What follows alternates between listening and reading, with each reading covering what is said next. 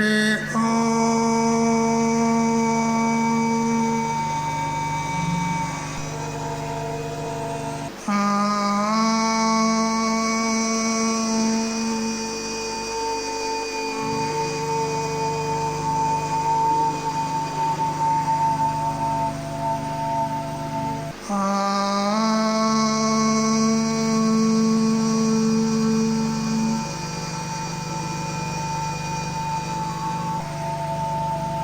वंशी विभूषितकरान्नवनीरदाभात् पीताम्बरादरुणबिम्बफलाधरोष्ठात् पूर्णेन्दुसुन्दरमुखादरविन्दनेत्रात् कृष्णात् परं किमपि तत्त्वमहं न जाने। व्याख्यामुद्रिकया लसत्करतलं सज्जोगपीठस्थितं वामे जानुतले दधानमपरं हस्तं सुविद्यानिधिं विप्रव्रातवृतं प्रसन्नमनसं पाथोरुहाङ्गद्युतिं पाराशर्यमतीव पुण्यचरितं व्यासं स्मरेत् सिद्धये। श्रुतिस्मृतिपुराणानामालयं करुणालयं नमामि भगवत्पादं शङ्करं लोकशङ्करम्। ईश्वरो गुरुरात्मेति मूर्तिभेदविभागिने व्योमवद्व्याप्तदेहाय दक्षिणामूर्तये नमः। युक्ताहारविहाराय विविक्तस्थलवासिने मलयाळयतीन्द्राय ब्रह्मनिष्ठाय ते नमः। गीता भागवताद्वैत तत्त्वामृतस्वरूपिणे गण्डीक्षेत्रनिवासाय रामकृष्णाय ते नमः। ॐ पूर्णमदः पूर्णमिदं पूर्णात् पूर्णमुदच्यते पूर्णस्य पूर्णमादाय पूर्णमेवावशिष्यते। ॐ शान्ति शान्ति शान्तिः। స్వాంత పరికల్పిత బ్రహ్మాండ అంతర్వర్తి సకల చరాచర ప్రాణికోట్ల యొక్క అసత్ జడ దుఃఖ మోహాత్మకమైనటువంటి సకల ఉపాధుల కంటే విలక్షణమై సత్ చిత్ ఆనంద రూపం చేత స్వయం ప్రకాశమానమై వెలుగొందున్నటువంటి ప్రత్యేక అభిన్న పరమాత్మకు సాష్టాంగ ప్రణమిల్లుతూ ఆత్మీయులారా, శ్రీమద్ భగవద్గీత 6వ అధ్యాయము ఆత్మ సంయమ యోగము. ఆత్మ అంటే ఇక్కడ మనసు లేదా అంతఃకరణము లేదా సూక్ష్మ శరీరము అని కూడా చెప్పుకోవచ్చు. ఆ మనసును నిరోధించడమే మనస్సంయమం. మనసును మన అదుపులో పెట్టుకున్నప్పుడే మనము యోగమును ఆరూఢము కాగలము, యోగారూఢులము కాగలుగుతాము. ఎందుకనంటే మన ఏవ మనుష్యానాం కారణం బంధమోక్షయోహో. మన మనస్సే మనకు బంధానికి కారణమవుతుంది, మన మనస్సే మనకు మోక్షానికి కారణమవుతుంది. కాబట్టి మనస్సును మనము నిరోధం చేసినట్లయితే, సంయమనం చేసినట్లయితే, మన స్వాధీనంలో ఉంచుకున్నట్లయితే మనము మోక్షానికి పోగలుగుతాం, మోక్ష సౌధాన్ని చేరుకోగలుగుతాం. అందువల్ల ఇక్కడ మనస్సును ఏ విధంగా నిరోధించాలి అనేటువంటి ఉపాయాలు ఇక్కడ చెప్పబడ్డాయి. ఇప్పుడు 5వ శ్లోకం చదవండి. ఉద్ధరేదాత్మనాత్మానం నాత్మానమవసాదయేత్ ఆత్మైవ హ్యాత్మనో బంధుః ఆత్మైవ రిపురాత్మనః. ఆత్మానం అంటే తనను, ఆత్మన అంటే తన చేత ఉద్ధరే అంటే ఉద్ధరించుకోవాలి. ఆత్మానం తనను నా అవసాదేత్ అంటే నాశనము చేసుకోరాదు, క్షీణింప చేసుకోరాదు. ఆత్మా ఏవ అంటే తనకు తానే బంధువు అవుతున్నాడు, మరియు తనకు తానే శత్రువు అవుతున్నాడు. ఈ శ్లోకంలో చాలా అద్భుతమైనటువంటి సందేశాన్ని భగవంతుడు మనందరికీ అందిస్తున్నాడు. ప్రతివారు కూడా మేము ఉద్ధరించబడాలి, మేము ముక్తిని పొందాలి, మా దుఃఖాలన్నీ దూరం కావాలి, మాకు పరమశాంతి కావాలి అని ప్రతివారు కూడా కోరుతున్నారు. అందరి యొక్క అపేక్ష ఇదే ఉంది. ఇక్కడ భగవంతుడు అంటున్నాడు, మిమ్మల్ని ఉద్ధరించేటువంటి వాడు ఎవరు లేరు, మిమ్మల్ని మీరే ఉద్ధరించుకోవాలి అంటారు. అయ్యో మరి గురువులు శాస్త్రాలు ఉన్నారు కదా మమ్మల్ని ఉద్ధరించేవారు, మనందరం గురువులను ఆశ్రయించాం కదా, మరి మనల్ని ఉద్ధరించే వాళ్ళు గురువులే కదా, మరి మీరు అంటున్నారు మిమ్మల్ని మీరే ఉద్ధరించుకోండి అని అంటున్నారు. మరి గురువుల యొక్క ఉపయోగం ఏమిటి, శాస్త్రం యొక్క ఉపయోగం ఏమిటి అని అంటే తటస్థిత బోధయంతి గురవ శాస్త్రాన్ని అని చెప్పారు. గురువులు శాస్త్రాలు తటస్థంగా ఉండి బోధిస్తాయి, అంతేగాని ముందు నడవవలసింది, సాధన చేయవలసింది మనకు మనమే పోవాలి. ఎవరైనా దారి గుండా ఒక ఊరికి పోవాలని ప్రయాణం చేస్తూ ఉన్నాడు. ఒక చోటికి వెళ్ళిన తర్వాత అక్కడ కూడలి వచ్చింది, అంటే 2-3 త్రోవలు అక్కడ వచ్చినాయి. ఇప్పుడు ఏ త్రోవ నుండి నేను పోయినట్లయితే నా గమ్యం చేరుకుంటాను అని సందేహంలో అలా నిలబడ్డాడు ఆ వ్యక్తి, ఆ బాటసారి. అంతలో ఒక ఆయన వెనుక నుండి వచ్చాడు, ఆయన కూడా ఎక్కడో పోతున్నాడు, ఆయన కూడా వచ్చాడు.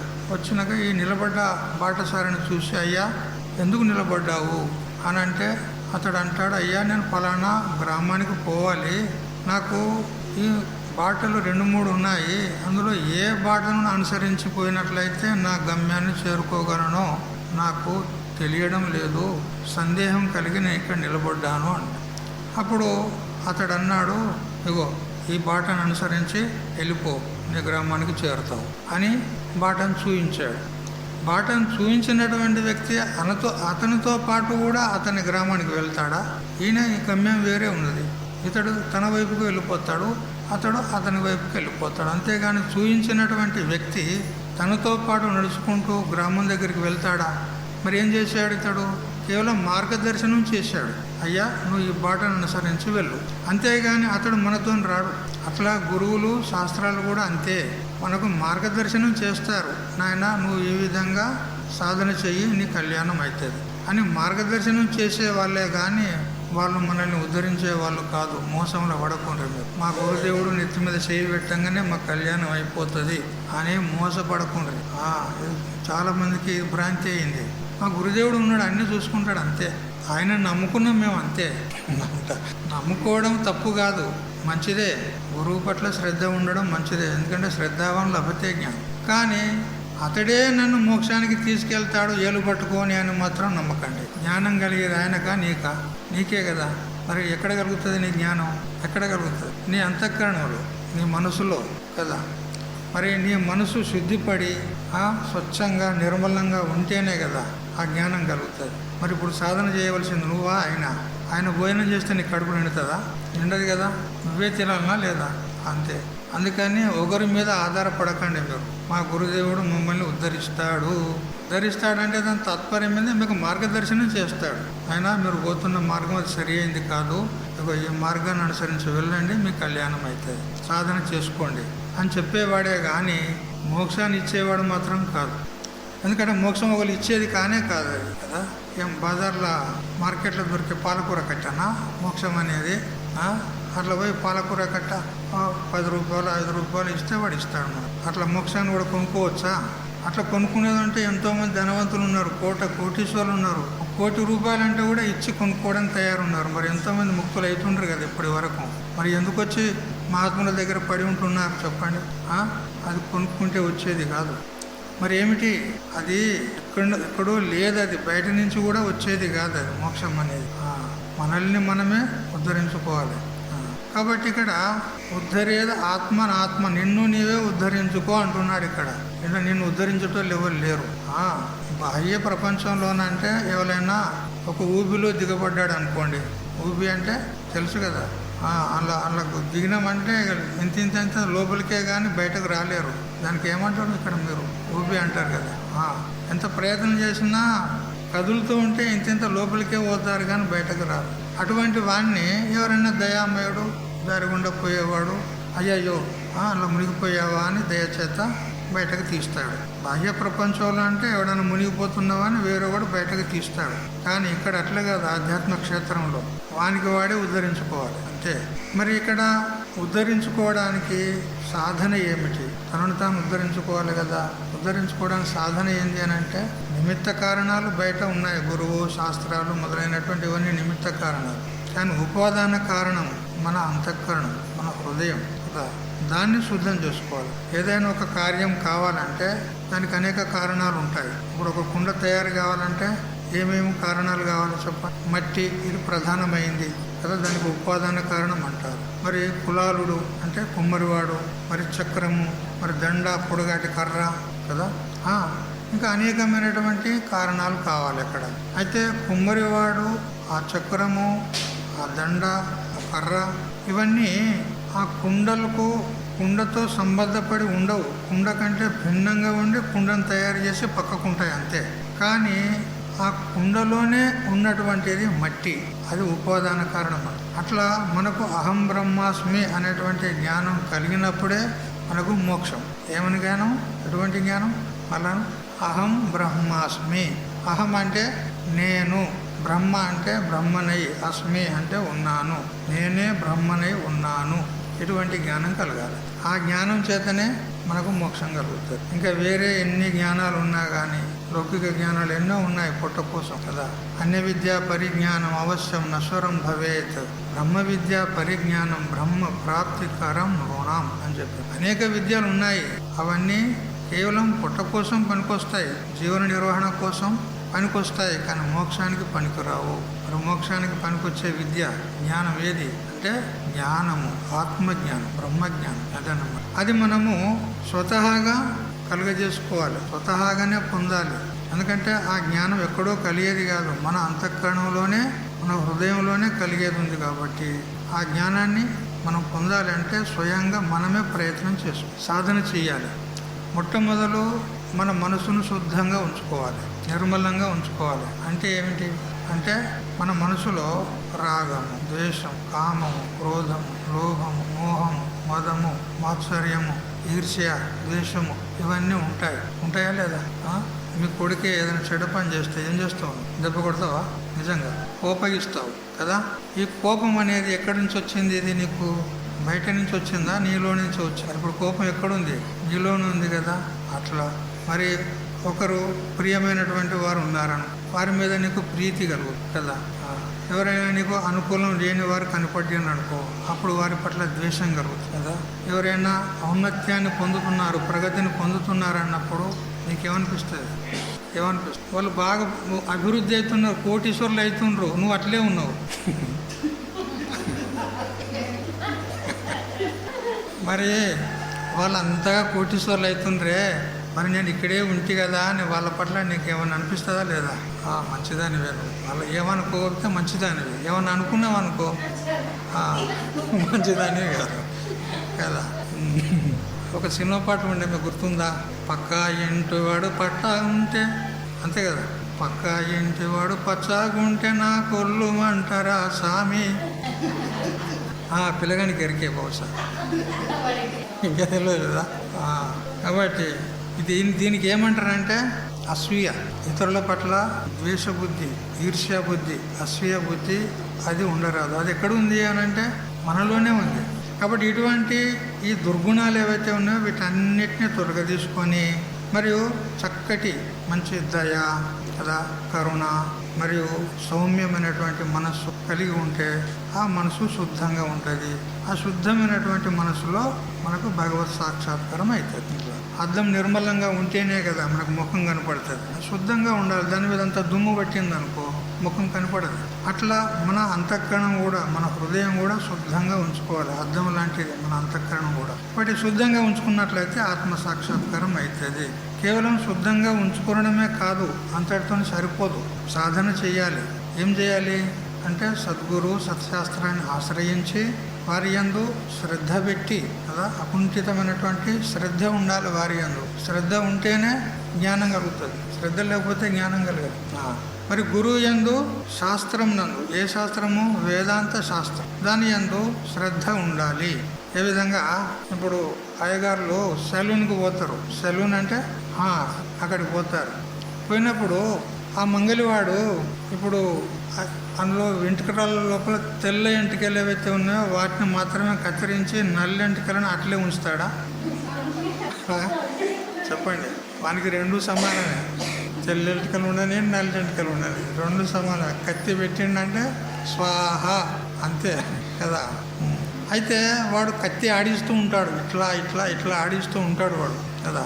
మనము ఆ కుర్చీ మీద ఒప్పుకుండా పెట్టి తల ఇడిదింపు మీది కను కింది కను అని అంటూ ఉంటాడు వాడు మీది కను అనగానే మీదికి అంటాం.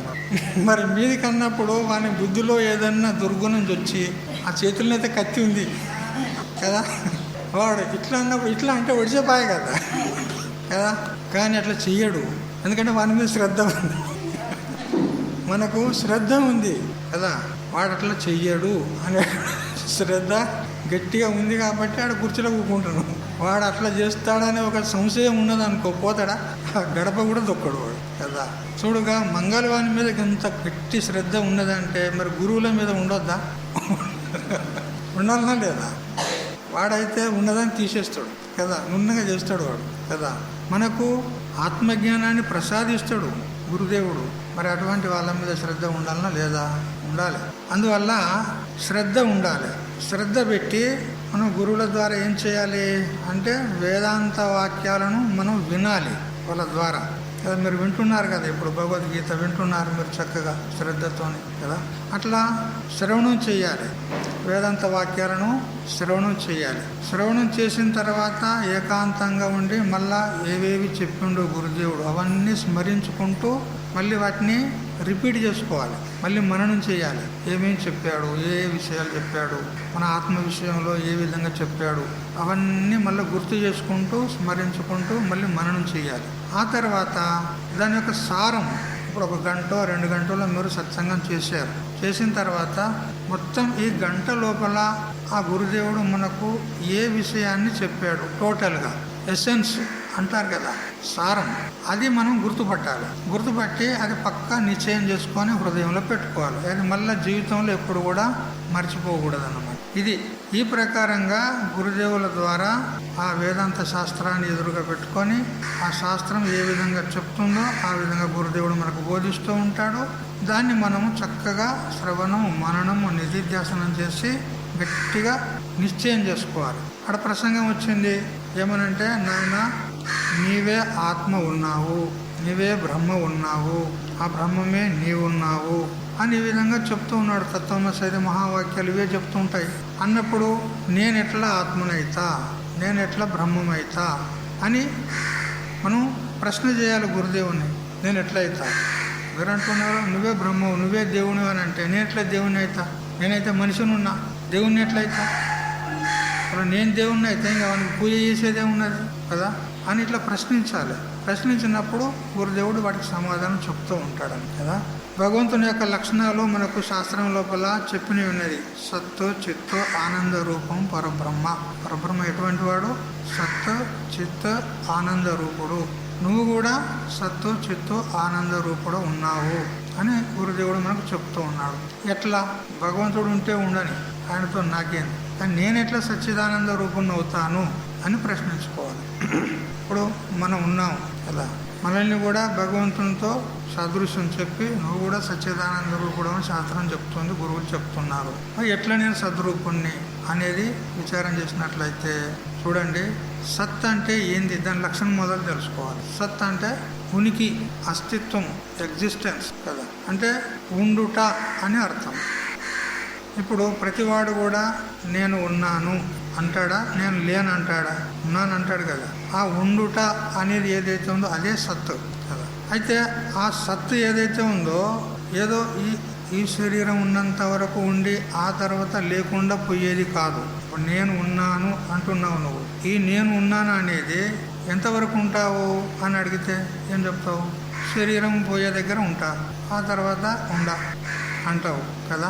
ఎవరైనా తప్పు పని చేసినారు అనుకో, అరే ఇట్లాంటి నాలాయక పని చేయకురా, ఇట్లాంటి పాప పనులు చేయకురా, ఇట్లాంటి కోతి పనులు చేయకు, ముంగట కుక్కవై పుడతావురా అంటారు కదా, గాడిదవై పుడతావురా అంటారు, పందివై పుడతావురా అంటారు. అంటే వాడు ముందు జన్మలో కూడా ఉంటాడని సిద్ధమవుతుంది కదా దీంతోనే కదా. నువ్వు మళ్ళా కుక్కవై పుడతావనంటే ఏమన్నట్టు, వాడు ఇప్పుడు చచ్చినా కానీ మళ్ళీ పుడతాడు అంటే ఇప్పుడు చచ్చిపోయినవాడు మళ్ళీ వస్తాడు, వాడు లేకుండా పోతలేడు. శరీరం లేకుండా పోతుంది, కానీ ఈ శరీరంపై కుక్క శరీరం వస్తుంది, పంది శరీరం వస్తుంది, లేదా నీ పుణ్యం ఉంటే దేవ శరీరం వస్తుంది, లేదా మనుష్య శరీరం రావచ్చు. కానీ వీడు లేకుండానైతే పోతలేడు కదా, మన అనుభవాన్ని బట్టి, లోకానుభవాన్ని బట్టి కదా. ఎవడన్నా బాగా సుఖంగా ఉన్నాడు అనుకో, మనము అంత సుఖాన్ని పొందడం లేదు. మనం ఏమంటాము, అతడు పెట్టి పుట్టిండయ్యా, పెట్టి పుట్టిండు. ఏం పెట్టి పుట్టిండు? పుణ్యం చేసుకొని పెట్టి ఇప్పుడు పుట్టిండు, ఆ పుణ్యం యొక్క ఫలాన్ని అనుభవిస్తున్నాడు అంటారా లేదా? ఈ నానుడి లేదా మీ దగ్గర? వాడు పుణ్యం చేసుకున్నాడు అయ్యా, పుణ్యం చేసుకున్నాడు కాబట్టి సుఖపడుతున్నాడు. మరి ఈ జన్మలో అయితే ఏం పుణ్యం చేయలేవాడు, మరి అంటున్నారు పుణ్యం చేసుకున్నాడని. ఎప్పుడు చేసిండు వాడు అంటే పూర్వజన్మల్లో చేసి ఉన్నాడు వాడు. ఆ పుణ్యం ఉండేపటికనే ఇప్పుడు ఈ సుఖాన్ని అనుభవిస్తున్నాడు. ఎందుకంటే పుణ్యం యొక్క ఫలం సుఖము, పాపం యొక్క ఫలం దుఃఖం. పాపం చేస్తే దుఃఖాన్ని అనుభవిస్తాడు, పుణ్యం చేస్తే సుఖాన్ని అనుభవిస్తాడు. చూడండి, మరి ఇదివరకు వాడు పుణ్యం చేసుకున్నాడని అంటున్నారంటే వాడు ఇదివరకు ఉన్నట్టా లేనట్టా? ఇప్పుడు ఉన్నాడా లేదా? మరి ముందు ఉంటాడా లేదా? చూడు, ఎప్పుడూ ఉండేది నీవు, శరీరాలు ఎప్పుడు ఉండేటివి కావు. ఈ శరీరాలు నువ్వు కాదు కదా. పూర్వజన్మలో ఉన్న శరీరం ఇప్పుడుందా? ఇప్పుడున్న శరీరం భవిష్యత్తులో ఉంటుందా? కానీ నువ్వు ఉంటున్నావా లేదా? మరి శరీరమే నువ్వా? కాదు. బాగా విచారం చేయండి. ఇదిగో భూతకాలంలో, వర్తమాన కాలంలో, భవిష్యత్ కాలంలో ఏది ఎప్పుడు ఉంటుందో అది సత్. భూత భవిష్యత్ వర్తమాన కాలాల్లో ఏది ఎప్పుడూ ఉంటుందో అది సత్ అన్నమాట. మరి భగవంతుడు కూడా సద్రూపుడు ఉన్నాడు, ఆయన కూడా ఎప్పుడు ఉంటాడు. సృష్టి ఉత్పన్నం కాకపూర్వం కూడా ఉన్నాడు, సృష్టిని ఉత్పన్నం చేసినప్పుడు కూడా ఉన్నాడు, సృష్టి ప్రళయం అయిన తర్వాత కూడా ఉంటాడు. ఆయన కూడా ఎప్పుడు ఉంటాడు, మనం కూడా ఎప్పుడు ఉంటున్నాం. మరి సత్ అనేటువంటి లక్షణము భగవంతునికి మనకు టాలీ అవుతుందా లేదా? మనం కూడా ఎప్పుడు ఉంటున్నామా లేదా? నేను చచ్చిపోతా అంటారు. ఎవడు చచ్చిపోతాడు చెప్పండి? చచ్చిపోయేది ఎవడు చెప్పండి? శరీరం చచ్చిపోతుంది. నువ్వు చచ్చిపోయినావు కాదు, చచ్చిపోతాడు. పోయినోడు చచ్చిపోతాడా చెప్పండి? ఊరికి పోయిండు అన్నాం, ఊరికి పోయినోడు మళ్ళీ వస్తాడా? అటే పోతాడా? వస్తాడు కదా, అంతేనా లేదా? అట్లా పోయినోడు మళ్ళీ వస్తాడా? రాడా? వస్తాడు, మళ్ళీ జన్మకు వస్తాడు. వాడు ఈ శరీరంతో ఉండడు. ఈ శరీరం పడిపోయింది, ఇది జీర్ణం అయిపోయింది, ఇది పనికి రాకుండా అయిపోయింది, ఇది చినిగిన వస్త్రం అయిపోయింది. చినిగిన వస్త్రాన్ని తీసి పక్కకేసి కొత్త వస్త్రాలు ధరించుకుంటామా లేదా మనము? అట్లా ఇది చినిగిపోయిన వస్త్రం అయిపోయింది. దీన్ని వదిలిపెట్టాడు శరీరం, జీవుడు దీన్ని వదిలిపెట్టి కొత్త వస్త్రం, ఇంకో శరీరం వేరే, వాని కర్మానుసారంగా ఏ శరీరం వస్తుందని గ్యారంటీ లేదు. మన పుణ్యం ఉంటే మళ్ళీ మనుష్య శరీరానికి వస్తాడు, పాపం చేస్తే నీ చేయనుల్లో పోతాడు. కానీ మొత్తం మీద ఇంకో శరీరం వస్తుంది అన్నప్పుడు వీడు చచ్చిపోయినానంటే పోయినోడు చావాలే, చచ్చింది ఎవరు? శరీరం. అందుకని పూర్వము ఉన్నాము, ఇప్పుడు ఉన్నాము, మరి భవిష్యత్తులో కూడా మనం ఉంటాం. అంటే ఎల్లప్పుడూ ఉండేది సత్. భగవంతుడు కూడా ఎల్లప్పుడూ ఉంటాడు, మరి మనం కూడా ఎల్లప్పుడూ ఉంటున్నాం. అనేక జన్మలు పోయినాయి మనకు. ఈ ఒక్క జన్మనా ఎన్నో కోటాను జన్మలు పోయినాయి. అన్ని జన్మలు ఎత్తుకుంటూ ఈ జన్మకు వచ్చినాం కదా. భగవంతునికి ఎన్ని అవతారాలు? 24.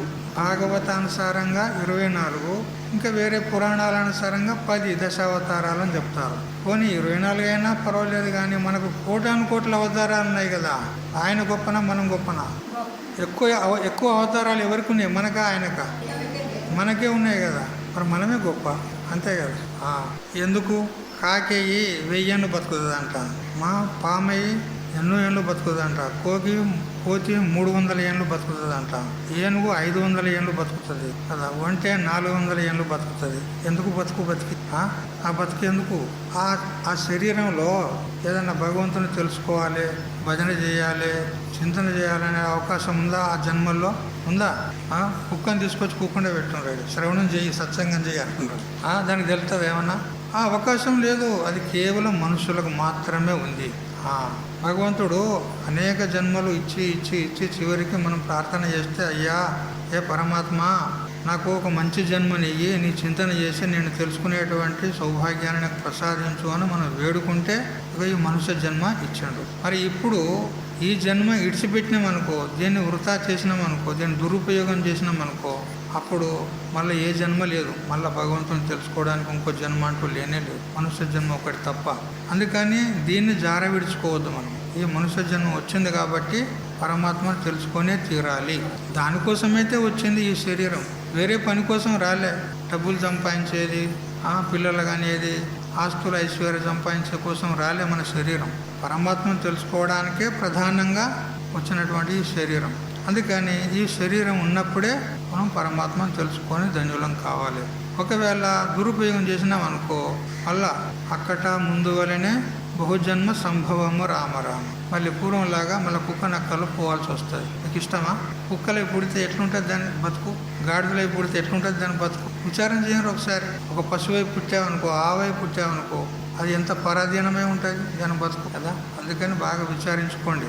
ఈ జన్మలోనే ఈ కాళ్ళు చేతులు మంచిగా ఉన్నప్పుడే, కళ్ళు కాళ్ళు ముక్కు నోరు అవయవాలను చక్కగా ఉన్నప్పుడే పరమాత్మను తెలుసుకోవాలని. ముసలిలో అయిన తర్వాత చేస్తేవా అది ఇప్పుడేం తొందర అని అంటే అప్పుడు ఏం చేస్తావు? చెప్తే వినరాదు కదా, విచారం చేయడానికి రాదు, కళ్ళు కనపడకుండా అయిపోతాయి, కాళ్ళు నడవకుండా అయిపోతాయి. అప్పుడు ఏం చేస్తావు? నువ్వు ఏమీ చేయలేవు. అందుకని ఇప్పుడే చేయండి. కాలు కరేసో ఆజ్ కరేసో అబ్. రేపు చేసేదాన్ని ఈరోజే చేయాలి, ఈరోజు చేసేదాన్ని ఇప్పుడే చెయ్యి, అంతే, ఆలస్యం వద్దు అట్లా. అందుకని పరమాత్మవే నీవు అని శాస్త్రం చెప్తుంటే, మరి నేనెట్లా పరమాత్మని అవుతానంటే ఇట్లా అన్నమాట. అన్ని కాలాల్లో ఎల్లప్పుడూ ఉన్నాను. మరి పరమాత్మ అన్నిటినీ తెలుసుకుంటాడు, ఎల్ల కాలములలో సర్వమును ప్రకాశిస్తాడు, అన్నిటినీ తెలుసుకుంటాడు. మరి నీవో అన్నిటినీ తెలుసుకుంటున్నావా? నీ వెనక ఎవరు కూకున్నదో నీకు తెలియదు, అన్నిట్లా తెలుసుకుంటాను, అంతేనా లేదా? మరి నేను ఎట్లా పరమాత్మని అవుతా? పరమాత్మ అన్ని తెలుసుకున్నట్టు ఉన్నాడు. మొత్తం ప్రపంచాన్ని, యావత్ ప్రపంచాన్ని ఒక్కసారే తెలుసుకుంటాడు అన్నిటినీ. మనం ఒకటేనుకొకటి మనకి ఎదురుగా ఏదో వస్తే గదాన్ని తెలుసుకుంటాం, అంతే. ఆయన ఒకటేసారి ప్రకాశిస్తాడు అన్నిటినీ. మరి మనము అట్లా లేమే అని నిరాశ చెందరాదు. ఎందుకంటే నువ్వు కూడా అన్నీ తెలుసుకుంటున్నావు. ఎట్లా? నేను మాట్లాడింది నీకు తెలుస్తుందా లేదా? ఇప్పుడు నీ లోపల తెలివి ఉన్నట్టా లేదా? ఉంది కదా. గతంలో ఏం జరిగింది నీ బాల్యావస్థలో అది గుర్తుందా లేదా? ఏం లేదా? ముఖ్యమైన ఘట్టాలు ఒకటి చెప్పు. ముఖ్యమైన ఘట్టాలు ముఖ్యంగా ఒక్క కాలం మీద ఎగురుకుంటూ ఆడింది గుర్తున్నదా లేదా నీకు? కదా. అది కుండ పెంకులు ఇంత పిల్లల్లాగా చేసి ఆడేసి బచ్చో ఏదో దగ్గరికి లేదు ఆడతారు కదా. ఆడినావా లేదా? మరి గుర్తుందా లేదా? చూసినావా? అంటే తెలివి ఉన్నట్టా లేదా నీకు? ఇట్లా. మరి ఇప్పుడు నీకు తెలివి ఉన్నట్టా లేనట్టా? ఉంది. అదే మా భాష వేరే ఉంటుంది, మీ భాష వేరే ఉంటుంది. మీరు మాట్లాడినది నాకు ఏం తెలియదు.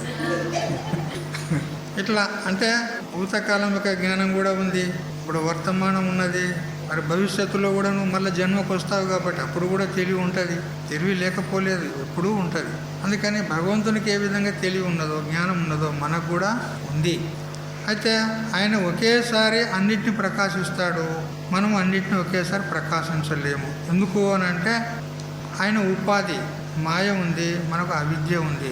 ఆయన ఉపాధి పెద్దది ఉంది, మన ఉపాధి చిన్నది ఉంది. అందుకని మనకు ఎంత తటస్థపడింది మనం తెలుసుకుంటున్నాం. ఆయనే ఉపాధి పెద్దది మాయ కాబట్టి సర్వమును తెలుసుకుంటున్నాడు. అతనే తేడా. కానీ తెలుసుకోవడంలో మాత్రం అతడు మనం సమానమే. అతడు జ్ఞానరూపుడు ఉన్నాడు, మనము జ్ఞానరూపు. అతడు ఆనందరూపుడు ఉన్నాడు, మనం కూడా ఆనందరూపులమే ఉన్నామా లేదా? నేను ఆనందంగా ఉన్నానను ఒకసారి. నాకేమి కష్టం లేదు, నాకేమి ఇక్కట్లు లేవు, ఏ ఇబ్బందులు లేవు, నేను హాయిగా ఉన్నానను. వెరీ గుడ్ కదా. ఇప్పుడు కొందరు అంటారు ఎక్కడి ఆనందం, అన్ని దుఃఖాలే దుఃఖాలు కదా. రోగాలు ఒకవైపు వస్తాయి, బంధువులు ఒకవైపు వచ్చి పచ్చి మాంసం రాబందులు విక్క తిన్నట్టు మనల్ని విక్క తింటారు కదా. ఒకవైపు కరెంటు బిల్లు, ఒకవైపు మున్సిపాలిటీ బిల్లు, అవి కట్టాలి. నెల రాగానే కరెంటు బిల్లు వచ్చింది, అబ్బా ఇంత బాగా వచ్చిందా? దుఃఖమా సుఖమా? అన్ని దుఃఖాలే. ఎక్కడ సుఖం ఉన్నది మనకు?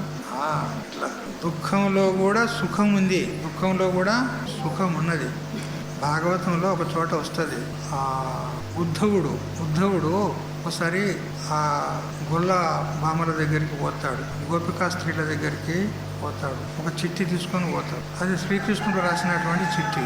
శ్రీకృష్ణుడు చిట్టి రాసిస్తే ఉద్ధవుడు తీసుకొని ఆ గోపికా స్త్రీల దగ్గరికి పోతాడని. ఎప్పుడైతే ద్వారక నుంచి ఉద్ధవుడు వచ్చిండు అని విన్నారో వెంటనే ఎక్కడున్నోళ్ళు అక్కడ, ఎక్కడి పనులు అక్కడ ఇడిచిపెట్టారు.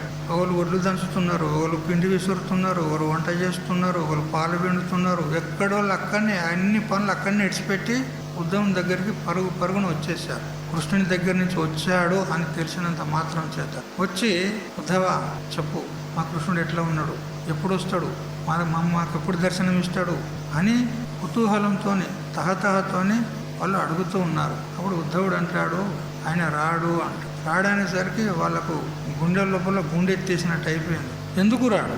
మమ్మల్ని ఇడిచిపెట్టి పోయిండు, ద్వారకు పోయిండు, ఇంతవరకు మాకు దర్శనం ఇవ్వలేదు, వస్తా అని మాట ఇచ్చిపోయిండు. అతడు మాట తప్పుతాడా కృష్ణుడు అని ఈ విధంగా బాధపడుతూ అని అంటే, లేదు అతడు ఇప్పుడేమో రాడు, ఆయన మీకు ఒక చిట్టి రాసి పంపినాడు. చిట్టి రాశాడా? ఓహో, ఏది చిట్టి అని అందరూ అతని మీద ఎగబడి ఆ చిట్టిని మనుషోదికు గుంజితే ఆ చిట్టి మొత్తం చినిగిపోతుంది. చిట్టి మొత్తం చినిగిపోతుంది. అరే క్యా కియా హై తుమ్ లోగోనే అని అంటాడు. మీరు ఏం చేసినారు, ఇంత పని చేసినారా, ఆ చిట్టిని చింపుతారా? ఇది పరమేశ్వరుడు రాసినటువంటిది, భగవంతుడు రాసినటువంటిది, మీ కళ్యాణం కోసం రాసి పంపాడు, మీరు ఇంత పని చేస్తారు, ఇంత మూర్ఖులు ఉన్నారు మీరు అని అంటారన్నమాట. వాళ్ళు వినరు.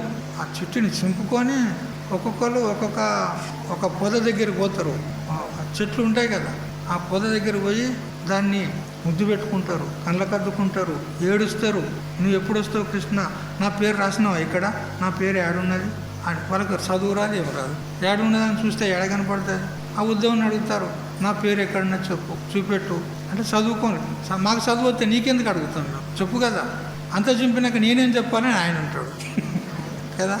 ఇట్లా ఇదంతా అయిన తర్వాత ఇది పరమేశ్వరుడు ఉన్నాడు, ఆ పరమేశ్వరుని యొక్క తత్వాన్ని తెలుసుకుండ్రి. మీరు ఈ విధంగా మూఢభక్తి చేయకుండ్రి.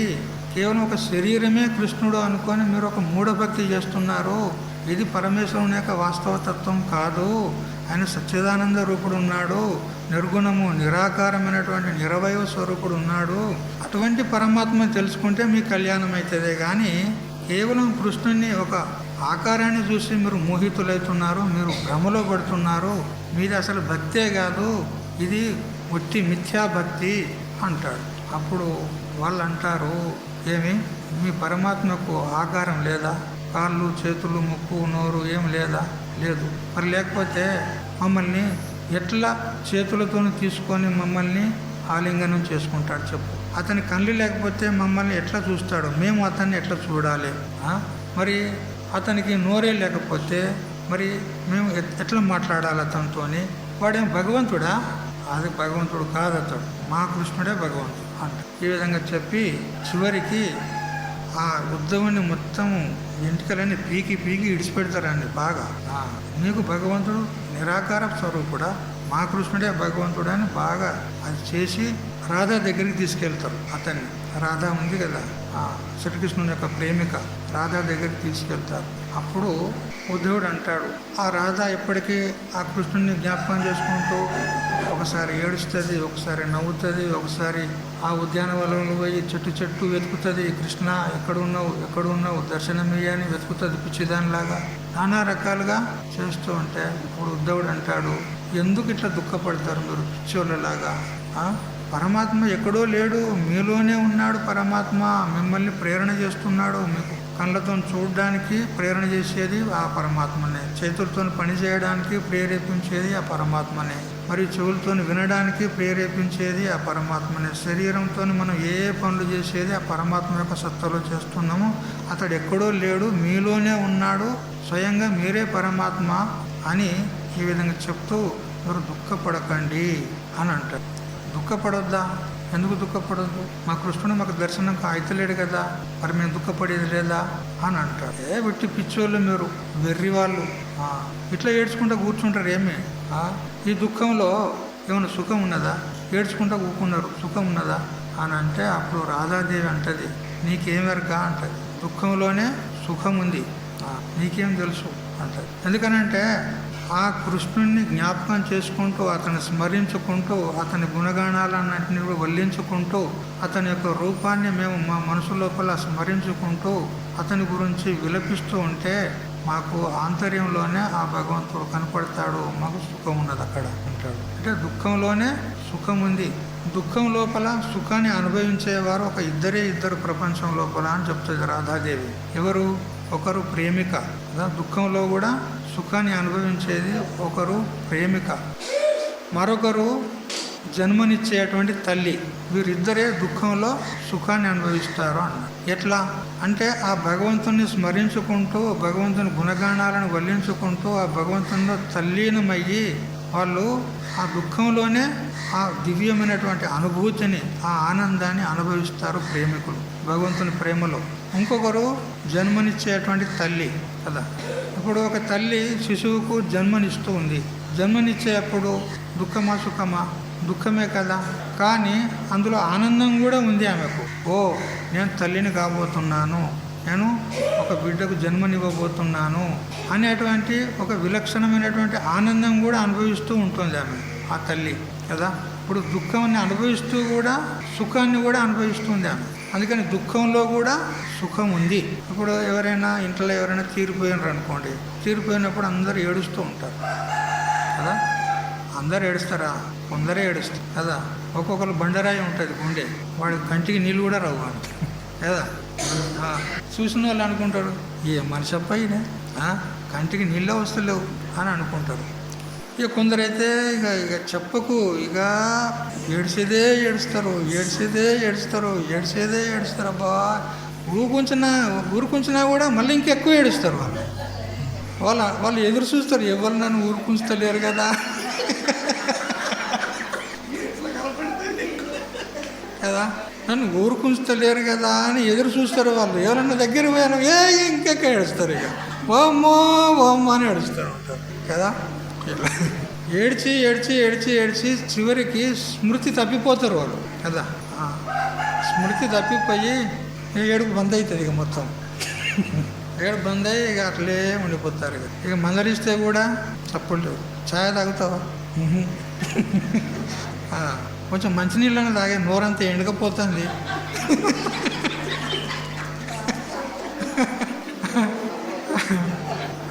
అంటే కూడా వాళ్ళు శుద్ధిలో లేరు. ఎక్కడున్నారు ఇప్పుడు వాళ్ళు చెప్పు కదా. ఇప్పుడు వాళ్ళు శుద్ధిలో లేరు అంటే ఎక్కడున్నట్టు వాళ్ళు అంటే బాగా ఏడిస్తేనే వాళ్ళకు ఒక రకమైనటువంటి ఊరట కలిగింది. బాగా ఏడ్చినారు కాబట్టే వాళ్ళకు ఒక రకమైన ఊరట కలిగింది. ఆ ఊరట అంటే ఏంది? అదే ఆనందం, అదే దుఃఖంలో సుఖం. ఏడిస్తే వాళ్ళకి సమాధానం కదా. బాగా ఏడిస్తే సమాధానం అన్నమాట. చూడ, దుఃఖంలో కూడా సుఖం ఉంది. అందుకనే మనం అంటాము ప్రపంచంలో ఈ జీవితంలో ఏం సుఖం ఉన్నది, అన్ని దుఃఖాలే అంటాం. ఎందుకంటే పరమాత్మ అంతటా ఉన్నాడు, అన్ని వస్తువుల్లో ఉన్నాడు. మరి అన్ని వస్తువుల్లో ఉన్నప్పుడు దుఃఖంలో కూడా ఉన్నాడు పరమాత్మ. మరి పరమాత్మ ఆనంద రూపుడు అన్నప్పుడు దుఃఖంలో కూడా ఆనందం ఉండాలి, లేకపోతే పరమాత్మకు దోషం వస్తుంది. దానికి శాస్త్రీయ పరిభాషలో అవ్యాప్తి దోషం అంటారు. అవన్నీ ఎద్దులే మనకు శాస్త్రం ఎందుకు కదా. కాబట్టి అంతటా ఉన్నటువంటి పరమాత్మ సత్తు చిత్తు ఆనంద రూపంతో ఉన్నాడు. కాబట్టి ప్రతి వస్తువులో కూడా ఆనందం ఉంది, మనలో కూడా ఆనందం ఉన్నది.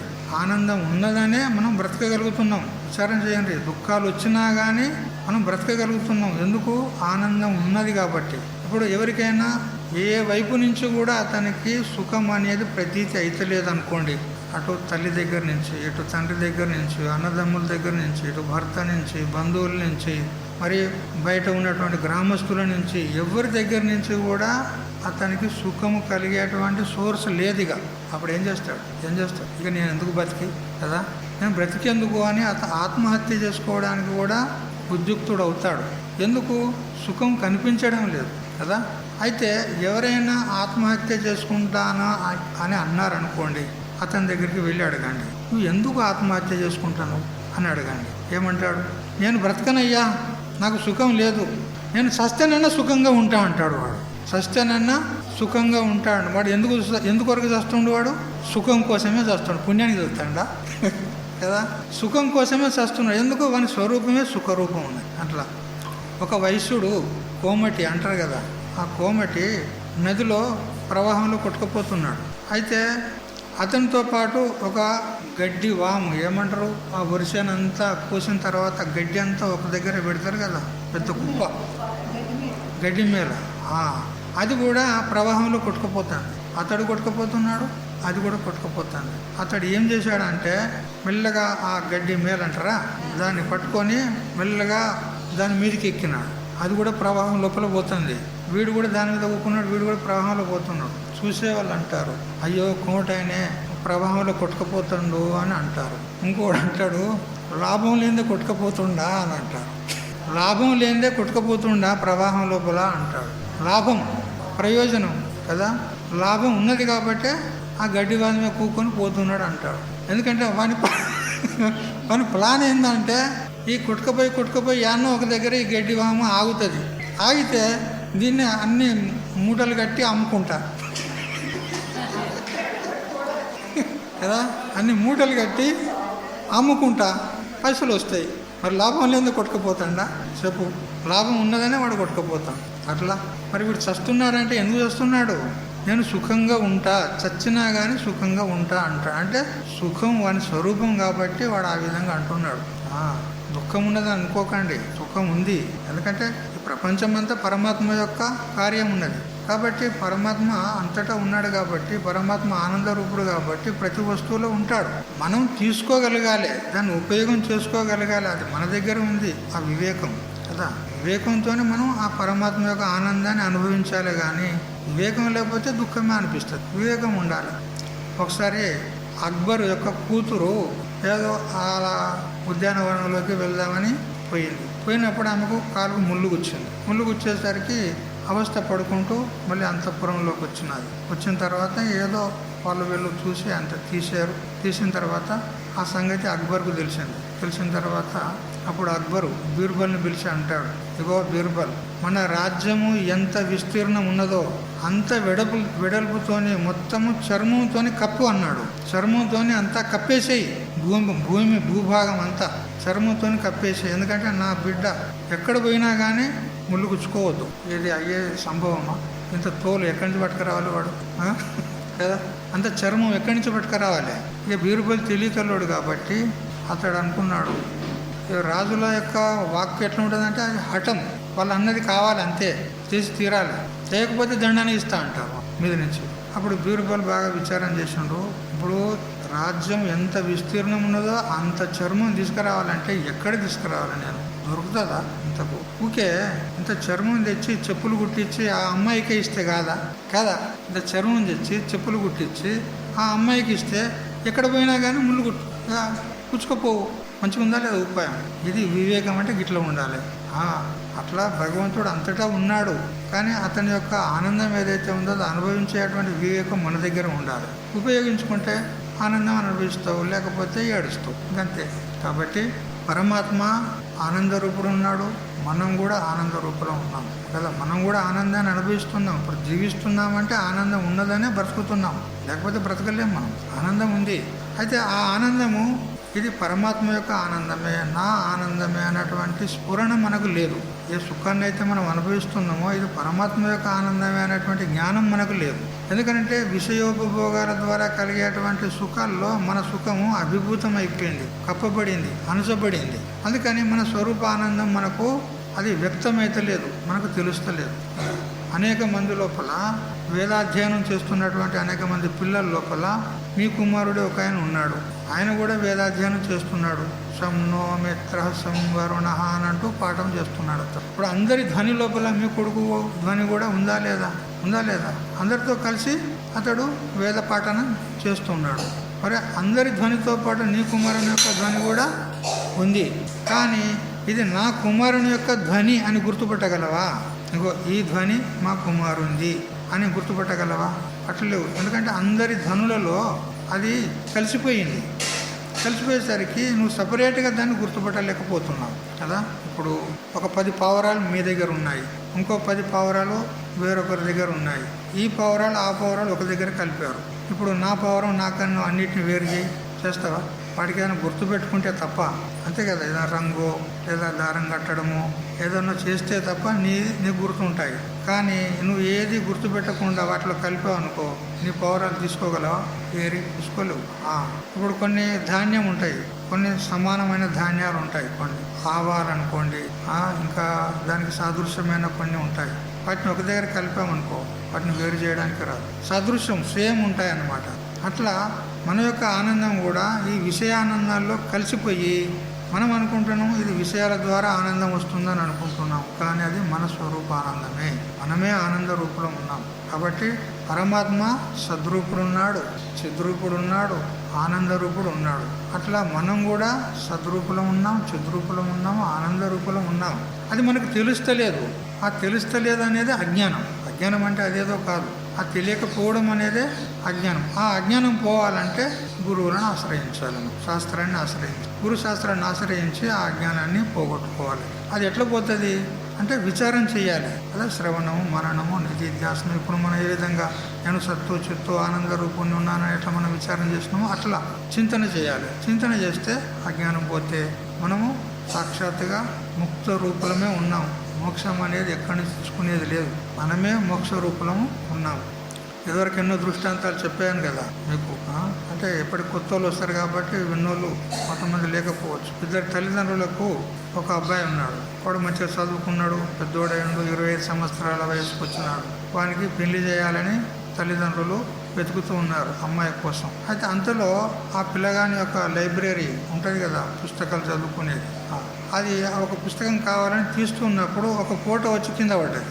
ఒక అమ్మాయి ఫోటో, ఒక సంవత్సరం 2 సంవత్సరాల అమ్మాయి ఫోటో కింద పడింది. అది చూశాడు. అమ్మాయి చాలా అందంగా ఉంది. ఓ బాగుంది అమ్మాయి అనుకున్నాడు. దాని వెనుక వైపు తిప్పి చూశాడు. తిప్పి చూస్తే దాని మీద డేట్ ఉంది, 25 సంవత్సరాల కింది డేట్ ఉంది. అంటే అతడు అనుకున్నాడు 25 సంవత్సరాల కింది డేట్ అన్నప్పుడు ఇప్పుడు ఆమె 25 సంవత్సరాల వయసు గలదై ఉంటుంది కదా. అన్నప్పుడు ఈ అమ్మాయిని నేను పెళ్లి చేసుకుంటా, ఈ అమ్మాయిని ఎక్కడున్నా కానీ పట్టుకరండి. ఎందుకంటే మా తల్లిదండ్రులకు తెలుసు. తెలియకపోతే ఆ అమ్మాయి ఫోటో మన ఇంట్లో ఎందుకు ఉంటుంది? మన ఇంట్లో ఎందుకు ఉంటుంది అమ్మాయి ఫోటో? అంటే మా తల్లిదండ్రులకు తెలుసు ఈ అమ్మాయి ఎవరో, కాబట్టి ఈ అమ్మాయిని నేను పెళ్లి చేసుకో. మరి అక్కడెక్కడ అమ్మాయి కోసం వెతకనక్కర్లేదు, ఈ అమ్మాయి కావాలి. ఇప్పుడు కూడా ఆమె 25 సంవత్సరాల వయసు ఉంటుంది, వెనక డేట్ ఉన్నది అని తల్లిదండ్రులకు తీసుకుపోయి చూపెట్టి నాకు ఈ అమ్మాయి కావాలి అంటారు. అప్పుడు ఎక్కడ పట్టుకురావాలి అమ్మాయిని? ఎందుకనంటే చిన్నప్పుడు వీణ్ణే ఆడపిల్లలు లేరని ముద్దుకు వెంట్రుకలు పెంచి వానికి అన్నీ ఆ చిన్నపిల్లలకు దుస్తులు, ఆడపిల్లలకు దుస్తులు ఉంటాయి కదా, ఆ దుస్తులన్నీ కట్టించి ఫోటో తీసుకొని పెట్టుకున్నారు కదా. ఇప్పుడు ఆ అమ్మాయిని ఎక్కడ పట్టుకురావాలి చెప్పండి? ఎక్కడ తీసుకురావాలి? స్వయంగా వాడే ఉన్నాడు కదా. అట్లా మనం స్వయంగా బ్రహ్మరూపలమై, మోక్ష రూపలమై, ఆనంద రూపలమై మనం ఉన్నాం కదా. మళ్ళీ మోక్షం కావాలని ఎక్కడ పోతావు? నువ్వు బయట బజార్లోకి పోతావా, వీధిలోకి పోతావా మోక్షం కావాలని? నువ్వే స్వయంగా మోక్ష రూపుడే ఉన్నావు, ఆనంద రూపుడే ఉన్నావు, స్వయంగా బ్రహ్మరూపుడే ఉన్నావు. అందువల్ల ఇక్కడ మనల్ని ఉద్ధరించే వాళ్ళు ఎవ్వరూ లేరు. మనల్ని మనమే ఉద్ధరించుకోవాలి ఇట్లా చింతన చేసి కదా. ఇప్పుడు మనం ఏ విధంగా చింతన చేశామో అట్లా చింతన చేసి గురుశాస్త్రాన్ని ఆధారంగా తీసుకోవాలి. మనం స్వతంత్రంగా చింతన చేయలేము. మార్గదర్శకులు ఉండాలి, మనకు గురువులు ఉండాలి. గురువులు ఉంటే వాళ్ళు మార్గదర్శనం చేస్తారు. వాళ్ళు ఎట్లా మార్గదర్శనం చేస్తారో, ఎట్లా ఉపదేశం చేస్తారో ఆ విధంగా మనం చింతన చేసి మన స్వరూపాన్ని తెలుసుకున్నట్లయితే మనము ధన్యులం అయిపోతాం, మనల్ని మనం ఉద్ధరించుకున్న వాళ్ళం అవుతాం. అంతేగాని ఎవరో మనల్ని ఉద్ధరించేది లేదు ఇక్కడ. కొందరు అంటారు పుత్రీనే జయ్యో లోక అని శాస్త్రం చెప్తుంది. పుత్రులు కలిగితే వానికి గతులు ఉన్నాయి, శృతులు ఉంటే గతులు ఉన్నాయి, శృతులు లేకపోతే గతులు లేవు అంటారా లేదా? అనుకుంటారా? ఇక్కడ శృతులు లేకపోతే గతులు లేవు అంటారు.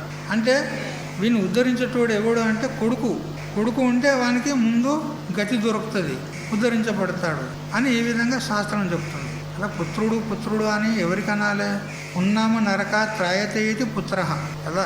నరకము నుంచి తప్పించేవానికి పుత్రుడు అంటారు. మరి పుత్రుడు ఉంటేనే వీడు నరకం నుంచి బయటపడతాడు. వీడు పాపమే పుణ్యమే ఏదో చేసుకున్నాడు, వీడు నరకానికి పోయిండు అనుకో సచ్చి. మరి వీడు ఉద్ధరించబడాలంటే వానికి పుట్టిన కొడుకే వాడిని ఉద్ధరించాలి. ఎట్లా? వానికి పితృతర్పణ, సాధనకర్మ వగైరా చేస్తే వాడు ఆ నరకం నుంచి బయటపడతాడు. అంటే ఉద్ధరించేటోడు ఎవడు? వానికి వాడేనా ఇంకోవాడా? కొడుకు. ఇంకొకడు వేరే వాడిని ఉద్ధరించేటోడు వాని కొడుకు. లోకంలో ఇట్లా ప్రథ ఉంది, లోకంలో ఈ విధంగా సాధారణంగా ప్రచలితమై ఉంది. కానీ ఇక్కడ మనల్ని మోక్షాన్ని ఇచ్చి మనం ఉద్ధరించేటాడు కొడుకులు లేరు, బంధువులు లేరు, ఎవడూ లేడు. బంధువులు రాబంధువులు సంబంధము అంటాం కదా, వాళ్ళతో నాకు సంబంధం ఉంది, వీళ్ళు నాకు బంధువులు, వాళ్ళలో బంధువులు. సంబంధం అంటే సమ్యక్ బాధ్యత ఇది సంబంధ. వాళ్ళు మంచిగా మనల్ని మన మనసును చూరగొని మనతో ప్రేమించినట్టు నటించి మనల్ని బంధంలో పడేసి మన జన్మమైన రూప సంసారంలో పడేస్తారు వాళ్ళు. వీళ్ళంతా మళ్ళీ మన బంధువులా మరి రాబంధువులా వాళ్ళు మనకు? ఎవడు ఉపయోగపడడు కదా. చేతుల బెల్లం ఉన్నంత వరకే కాకి బలగం అంట, అంతే కదా. బంధువులు రాబంధువులు అంతే. ఎంతవరకు మన దగ్గర పైసలు ఉన్నాయనుకో బాగా అందరు వస్తారు, అందరు వస్తారు. మన దగ్గర ఏమి లేదనుకో ఎవడు రాడు. ఎందుకు రాడు? పోతే మనం ఏడ ఇవ్వవలసి వస్తుందో అని కదా. అందుకని ఈ బంధువుల సంగతికి ఇట్లా ఉన్నది. కొడుకులు కూడా అంతే. నువ్వు మంచిగా డబ్బులు సంపాదించేంత వరకు మా నాన్నే, మా బంగారమే, మా డాడీ అంటాడు కదా. నువ్వు మూలకు పడ్డావు అనుకో, వృద్ధాప్యం వచ్చేసింది, ముసలోని అయినా సంపాదించలేకపోతున్నావు కదా. నువ్వు డబ్బులు సంపాదించలేకపోయినావు, రోగాల పాలైనవు, నీకే ఉల్టా హాస్పిటల్లో ఖర్చులు పెట్టవలసి వస్తుంది. అప్పుడు ఏమనుకుంటారు కొడుకులు, వీడు ఎప్పుడు చేస్తాడు అని అనుకుంటారు. ఎందుకనంటే వృద్ధాప్యం వచ్చింది, అక్కడనే ఆ మంచంలో కూకుంటాడు, తుప్పుకుమని అక్కడనే ఉంచుతాడు. వచ్చిన వాళ్ళు పోయిన వాళ్ళు ఏమనుకుంటారు, ఏమే అంత గలీజ్ ఉన్నది, గిట్లా చేస్తారా, ఇల్లు గిట్లా ఉంచుకుంటారా, మీరేమైనా సభ్యత ఉన్నదా మీకు అని వాళ్ళు అంటారు. అనే వరకు వానికి ఏమనిపిస్తుంది, కొడుకు వాడి మనసు చివుకుమంటుంది కదా. మరి ఇదంతా చేసింది ఎవరు? అయ్యా. అందుకని వీడు పోతేనే బాగుండని వానికి అనిపిస్తుంది కదా. ధనము గడించిన ఎంతవరకని దాసులమని పడి ఉందురురా, ధనము బలమును ఒడిగిన కొడుకే తన్నగా వచ్చును చూడుమురా. శంకరాచార్యులు చెప్పాను, నేను చెప్తలేను. నువ్వే ఏదో కల్పన చేసి చెప్తున్నావు స్వామీజీ అని అనకుర్రి, నా మీద వేయకుర్రి, అంతా వాళ్ళు చెప్పింది చెప్తాను. నువ్వు ధనం సంపాదించినంత వరకే వాళ్ళు మంచిగా ప్రేమతోనే నీతోనే ఉంటారు. ధనం సంపాదించేది ఆగిపోయిందా, అయిపోయాయి. ఇక వాళ్ళ వృత్తి మారిపోతుంది, వాళ్ళ బుద్ధి మారిపోతుంది. వాళ్ళకి తిండి దండుగా ఎందుకు ఉన్నాడు, సస్తే మంచిగా ఉండు అని అంటారు కదా. అందరు అట్లా లేరనుకోండి, పూర్తిగా మాట వరుసగా చెప్తారు కదా. ఎంత మంచివాడైనా కానీ మనసులో ఏమైనా ఉంటుంది. ఈ ముసలోడు ఇంత తిప్పల పెట్టబట్టే కదా వానికి. వాడు మంచంలో అన్నీ చేస్తున్నాడు అనుకో, అప్పుడు ఎట్లుంటుంది పరిస్థితి? మంచంలోనే అన్నీ చేస్తున్నాడు, అప్పుడు ఎట్లుంటుంది పరిస్థితి? కోడల దగ్గరికి వస్తుందా, కొడుకు దగ్గరికి వస్తాడా? ఇక కట్టుకునేందుకు ఇక తప్పుతుందా అని ఇక భార్య వస్తుంది. కానీ ఎట్లా వస్తుంది? ప్రేమతో వస్తుందా? ఉండకొడుక, ఇంత నీకు జ్ఞానం ఉండదా? వచ్చింది తెలియదా నీకు? వచ్చింది తెలియదా నీకు? గాయంతో తెలియదా? ఉండకొడుక, పిలిస్తే మేము వస్తుంటాం కదా, బయటికి తీసుకుపోతుంటాం కదా. ఎంత ఎంత గాని గలీజ్ చేసినావు. ఇప్పుడు ఎవడు వినాలి ఇదంతా ఎవడు చేయాలి నీకు అని సీదరించుకుంటూ చేస్తారు. ఇక చేస్తారు, ఇక చేయక తప్పుతుందా? సీదరించుకుంటూ చేస్తారు. ఉందా ఆ ప్రేమ? అప్పుడు ఉన్నటువంటి ప్రేమ ఇప్పుడు ఉందా? అప్పుడు ఎట్లుండే? చంద్రముఖి, సూర్యముఖి, జ్వాలాముఖి కదా, అప్పుడు అట్లుండే. ఇప్పుడు ఇక ఇదే లోకం యొక్క రీతి, బాగా తెలుసుకోండి కదా. కాబట్టి వాడు ఉద్ధరిస్తాడో నన్ను వీడు ఉద్ధరిస్తాడో అని మాత్రం భ్రమలో పడకండి. భగవంతుడు స్పష్టంగా చెప్తున్నాడు, నిన్ను నువ్వే ఉద్ధరించుకోవాలి అంతే. నేను ఉద్ధరించేటోడు ఎవడూ లేడు. చివరికి గురువు కూడా కాదు, గురువు కూడా మార్గదర్శనం ఇస్తాడు అంతే, నీకు సజెషన్ ఇస్తాడు. నాయన ఇట్లా సాధన చేసుకుంటే నీకు కళ్యాణం అవుతుంది అంటాడు. అంతేగాని ఆయన ఏలు పట్టుకొని నేను ముక్తిగా సామ్రాజ్యానికి తీసుకెళ్ళాడు. అందుకని బాగా విచారించండి. చాలా అద్భుతమైన శ్లోకం ఇది. ఇప్పుడు ఎవరికైనా రోగం వచ్చిందనుకో కదా, మనకి వైద్యుడు చెప్పాడు, అయ్యా నువ్వు ఫలానా వస్తువులు తినకూడదు, ఎందుకంటే రోగం ఉన్నది. మందులు ఇస్తున్నాడు. పథ్యం కూడా చేయాలన్నా లేదా? పథ్యం లేకపోతే మందులు పనిచేస్తాయా?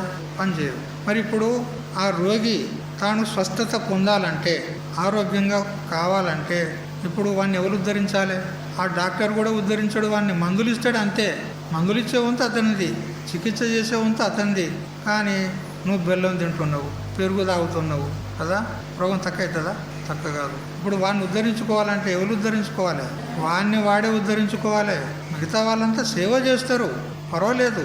మందులు ఇచ్చేవాడు డాక్టర్ చికిత్స చేస్తాడు, అతనికి సమయానుసారంగా గోళీలు వేసుకోవడానికి మరి నీళ్లు, అన్నము ఇవన్నీ కూడా సమయానికి అందిస్తున్నారు, సేవ చేస్తున్నారు. కానీ నువ్వు పథ్యమే చేయకపోతే ఏమవుతుంది? చస్తావు కదా. అందుకని తనను తానే స్వస్థత పొందాలంటే వాడు పథ్యం మంచిగా పాలించి వాడు ఆ ఔషధాలను టైం టు టైం వేసుకుంటే వాడు మళ్ళీ స్వస్థతను పొందుతాడు. వాడు గోళీలు వేసుకుంటుండు, మాత్రలు వేసుకుంటుండు, పత్యం మాత్రం చేస్తలేడు కదా. ఇంట్లో ఎవరు లేని చూస్తాడు, కొద్దిగా నేను గట్ల బయటకు పోయి వస్తాను అంటాడు, వాడు వేసుకొని వస్తాడు కదా. అలవాటు ఉన్నది.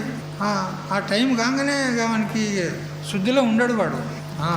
పోతాడు, అట్లా పోతాడు, ఎట్లా వేసుకొని వస్తాడు. ఇక మందులు పనిచేస్తాయా అట్లా. అందుకని ఏ విధంగా రోగి పథ్యం పాలించి తనకు తానే ఎట్లా ఉద్ధరించుకోవాలనో అట్లా మనకు కూడా పెద్ద రోగం ఉన్నది.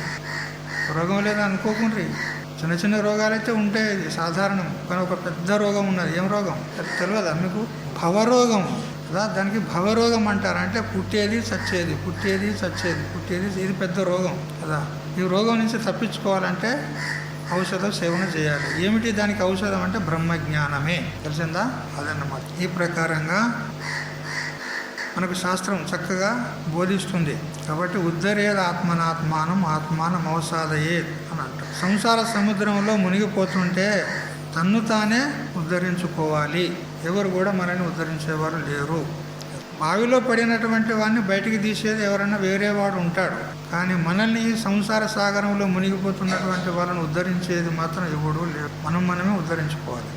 అయితే బావిలో పడిన వాడిని బయటకు తీస్తారు వేరొకడు. వాడు బావిలో పడ్డవాడు మళ్ళీ పడడానికి ఏం గ్యారంటీ ఉండదు. మళ్ళీ ఎప్పుడైనా పడితే పడవచ్చు. కానీ ఈ సంసారం అనేటువంటి సముద్రం నుంచి మనం ఒకసారి ఉద్ధరించబడినామా మళ్ళీ సంసారంలో పడేటువంటి అవకాశం లేదు. ఇక మళ్ళీ జన్మకు వచ్చేటువంటి అవకాశం లేదు.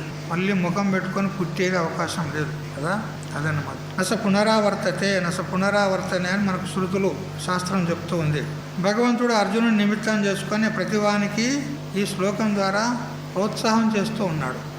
ఉత్సాహం చేసి మనల్ని పురికొల్పుతున్నాడు. నాయనలారా, మీరే ఉద్ధరించుకోండి, ఎవరి మీద ఆధారపడకండి అని మనకు ప్రోత్సహిస్తున్నాడు భగవంతుడు కదా.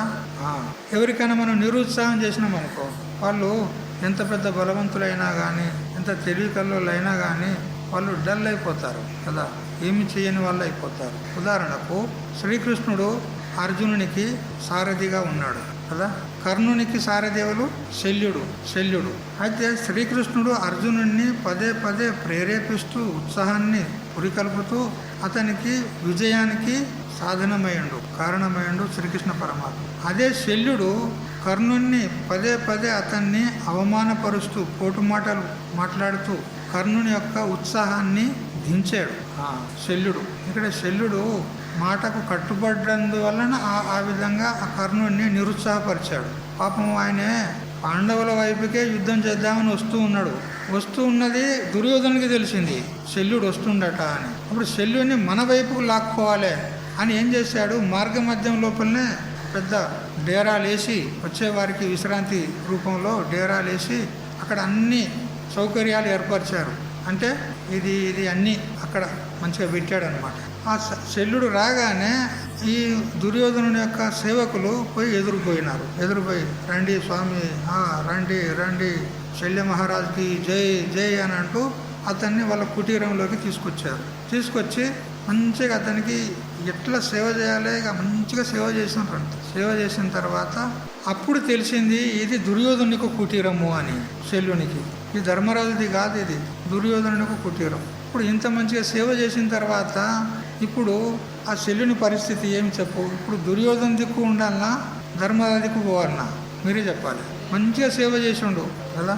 మరి ఇప్పుడు అంత మంచిగా చూసుకున్న వాని దిక్కు యుద్ధం చేయాలన్నా ధర్మరాజు దిక్కు యుద్ధం చేయాలన్నా ఇది ధర్మ సంకటమే ఉన్నది. ఆయన వచ్చింది వాళ్ళ వైపు యుద్ధం చేద్దామని, కానీ వీడు నడమని అడ్డుకున్నాడు దుర్యోధనుడు. అడ్డుకొని మంచిగా సేవలు చేసి అతని మనసు చూరగొన్నాడు. ఇప్పుడు ఇతని దిక్కు యుద్ధం చేయకపోతే ఇతడేమనుకుంటాడు దుర్యోధనుడు, నా దగ్గర తిన్నాడు అక్కడ పోయి యుద్ధం చేస్తాడు అని అనరా? తినేది ఒకరిది, పాడేది ఇంకోల పాట. ఎట్లుంటుంది? తినేదేమో ఒకరిది, పాడేదేమో ఇంకోల పాట. ఎట్లుంటుంది? ఒక హాస్పిటల్లోకి పోయినావు, అడ్మిట్ అయిన తర్వాత ఆ డాక్టర్ నీకు చికిత్స చేస్తూ ఉన్నాడు. అప్పుడు ఆ డాక్టర్తో నువ్వు అంటున్నావు, ఫలానా డాక్టరు ఆ హాస్పిటల్ లోపల చాలా మంచోడు, మస్తు చేస్తాడు, ఇట్లా రోగాన్ని ఇట్లా నిమిషాల లోపల తగ్గిస్తాడు అని ఆ డాక్టర్ను స్తుతి చేస్తుండు ఈ డాక్టర్ ముంగట. ఇప్పుడు ఈ డాక్టర్ ఏమనుకోవాలి? అక్కడికే పోక ఇక్కడికి ఎందుకు వచ్చినావు అంటాడు. అంతనే లేదా? అట్లా తీసుకునేదా మందులు వీని దగ్గర, నువ్వు పాట పాడుతున్నావు వాంది. ఎట్లుంటుంది ఇది? అట్లా ఇప్పుడు దుర్యోధనది తిన్నాడు మంచిగా. ఇప్పుడు నేను యుద్ధం చేస్తా ధర్మరాజుతోనే అంటే, ధర్మరాజు పక్షంలో ఉండి యుద్ధం చేస్తా అంటే దుర్యోధనుడు ఏమనుకుంటాడు?